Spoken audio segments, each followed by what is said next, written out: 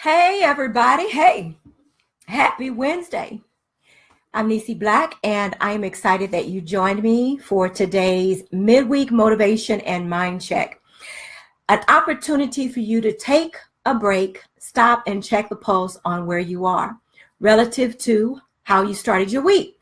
Most of the times we get started, we're all excited, energy is flying, and then all of a sudden by Tuesday, Wednesday, Thursday, we're crashing and we're burning. So that's what midweek motivation and mind check is about, an opportunity to check the pulse on where you are. And if you've gotten off track, now is a good time to go ahead and get back on track, to get back started. So thank you guys for joining me. Nakia, I appreciate you joining me. If you're catching me on the replay, I appreciate your time. So I'm just going to jump right in because I'm at home doing some painting. I've got some contractors here. They're sanding and making up a whole bunch of noise. So if you hear something in the background, don't freak out. But let me tell you what I have observed about my own behavior and what I want you to understand about yours. So this week, we're going to talk about why is it we don't finish stuff that we start? Why? Or what is it about what we're doing that is so easy for us to get distracted, off track, caught up in doing something else? We got all of these little bitty pieces over here, a little piece over there, a little piece over there that we started. And when we started, we were enthusiastic, we were excited, we were looking for the sky was the limit, everything was great. And then somewhere along the way, that excitement began to kind of fizzle out.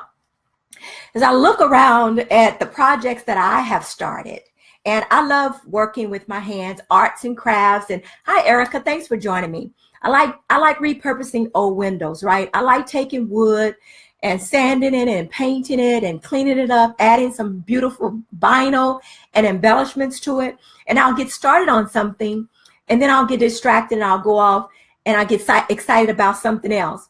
And then halfway through that, I'll see some little shiny object over there in a corner and I'll go start on that. So I never get back to finishing what it was that I started to begin with.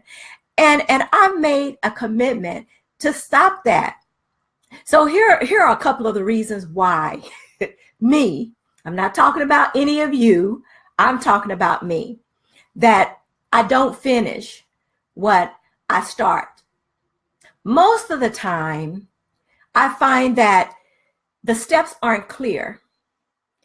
What I'm doing, my next step after I start, is unclear to me. So I'm either hitting a roadblock and I'm fuzzy on what to do next. So because I don't know what to do next, I do nothing.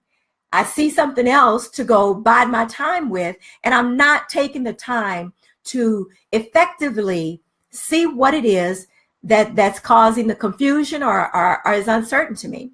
So that's my main thing, is that I get distracted because I'm not clear. That lack of clarity will stop or it will stall any project that you're on. So that was my number one.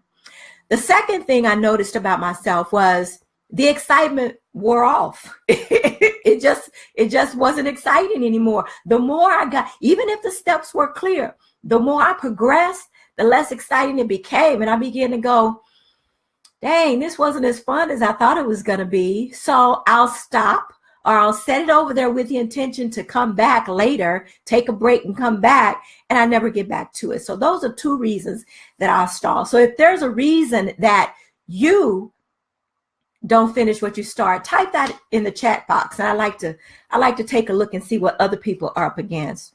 Starting, stopping, stalling, never ever completing. And then when that happens, you get frustrated, and then you feel that you can't complete anything, that you're not accomplishing anything, that you're not good at anything, that you're not doing anything. And you're actually doing a lot. You're just not finishing any of it. So changing that is a huge help. So I've committed to making sure that I do just that. So there are 4 things that I want you to remember, and how you can take this procrastination, take this project that you've been working on, and either complete it, finish it, or decide that you're going to abort it and forget about it altogether. But most importantly, before you even start a project, before you even venture into something, think about these 4 things. The first one is ask yourself, be honest with yourself. Is this a pattern for me? Is starting something and getting all excited and not finishing it a pattern? Is it my tendency to get excited because it's exciting and everybody's doing it and it's the next best thing since sliced butter top bread? And if you know that about yourself, then you're in a better position to stop, take a minute, let the hype wear down a little bit, and then reason, is this something I'm going to be committed to? Which is the second thing. How important is this project to me? How important is it to my overall structure, my overall goal, my overall purpose? How important is it to me? That's the second thing, right? So know your tendencies, know your potential to stop, know what your pattern is. And then second step, decide whether or not this is important enough for you to invest the time, the energy, the resources that you need, right? The third thing is making sure that you are clear about what is required to see that project through to the end. That means being honest about how much money it's going to cost, how much time you're going to have to invest in it, what the steps are, what can you do if you hit a roadblock? How committed will you be if you see that you're slacking a little bit? That goes back to how important it is to you, right? Your commitment level. And then the fourth thing is, if you understand what your tendencies are, you understand that it's a pattern, you have committed yourself because this is an important task for you to take, and you're committed. You've counted up the cost. You've counted up the resources. You counted how much energy it's going to take. You counted all that up, and then you start going through your project. As you continue to go through, celebrate every step. Allow yourself to take a pause and take a pulse and take a mind check on where you are in that project, and celebrate every step that you make. Being intentional in knowing that your tendency might have been to stop, to pause, to stall, to not finish, to not complete, but you're committed. So you're celebrating that. Number one, you're celebrating your commitment. You're celebrating that because you ran into a roadblock or things did not go according to how you intended them, that you still stuck it out and you're still progressing. Celebrate that. Then your project is coming together and you visualize the end is near. Celebrate that. And that will keep you focused on moving forward and finally getting something complete. There is very few feelings like accomplishing something, completing something. How many of you have a book that you've been working on for a year or 2 or 20 that you haven't completed because you stalled, or the topic around what you were writing about isn't exciting for you, or life has changed and it's no longer important for you? What about that career, that degree you wanted, that you wanted a degree and you started school and you really still want it, but you're uncertain about what your next steps are going to be? Revisit it.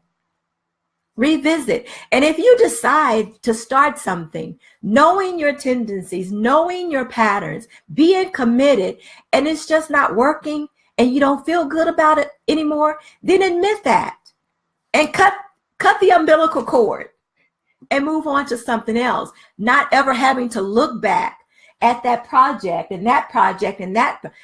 Finalize it. Close it out. I'm done. This didn't work. I had the commitment, but it didn't work. The results of my action didn't work. I mean, I didn't fail. The result of my action failed, because I'm not a failure, right?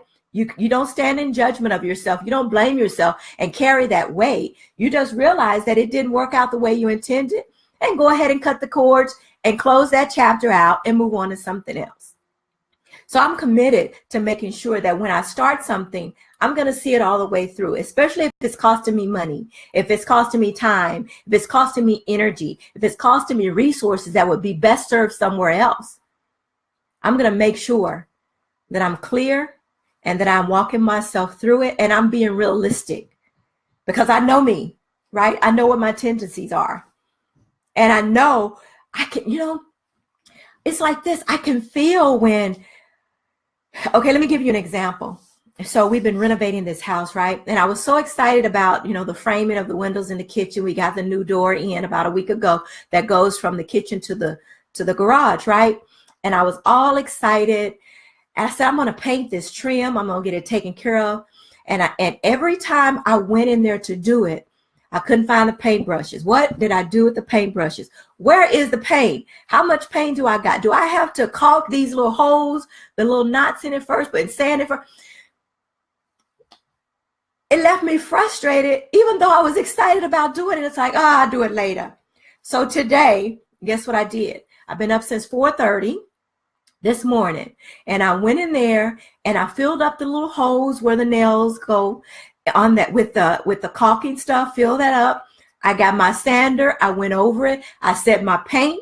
I set my brushes. I set my rollers. I set my little plastic thing. Everything that I needed to start for my next step is right there, so I can go to it. And my paint is in there drying right now. So it's what?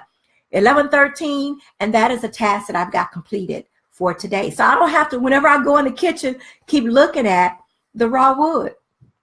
Next is the backsplash. We're going to conquer that. But think about it in your life, in your day, in your planning. What is it that you have not completed that you need to get done?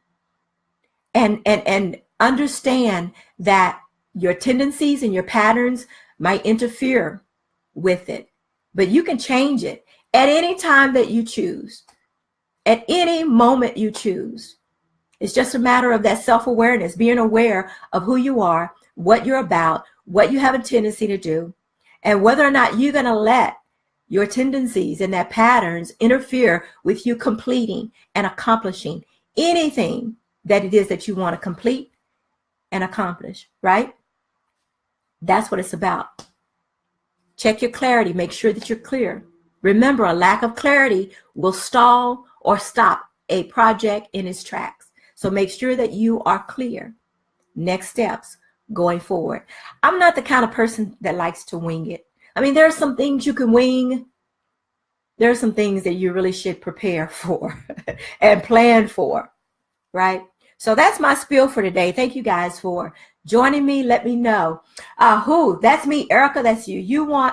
I want my book, but something always come with distractions. And you know what?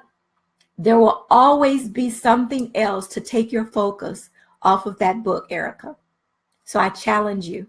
If you need help, I do help aspiring authors. Nonfiction only, though. Tell their stories and write their book from mind map to manuscript. So maybe we should talk about that. Who else? Tawana, thanks for joining me. I appreciate it. Procrastination. You know what? Procrastination is a big thing. It is a big thing. And a lot of procrastinating is really fear and being uncertain and unclear about what the next steps are. So we put it off.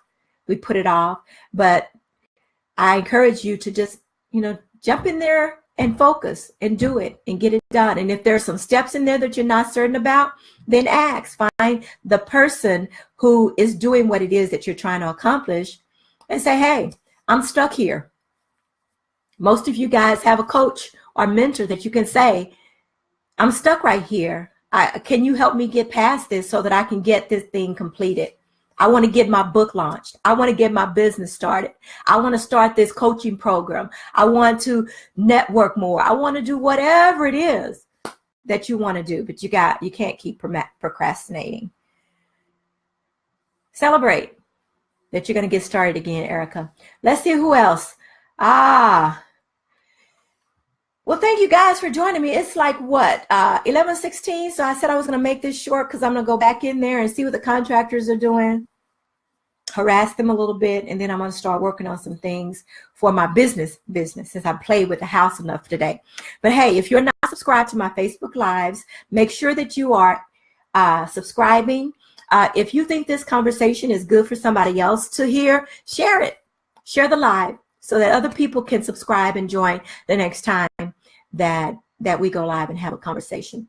I thank you guys for joining me. Hi, Danielle, Tawana, Miss Walton. I appreciate you joining me.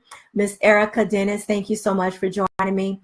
And I look forward to chatting with you guys a little bit later. All right. Have a beautiful Wednesday. Talk to you later.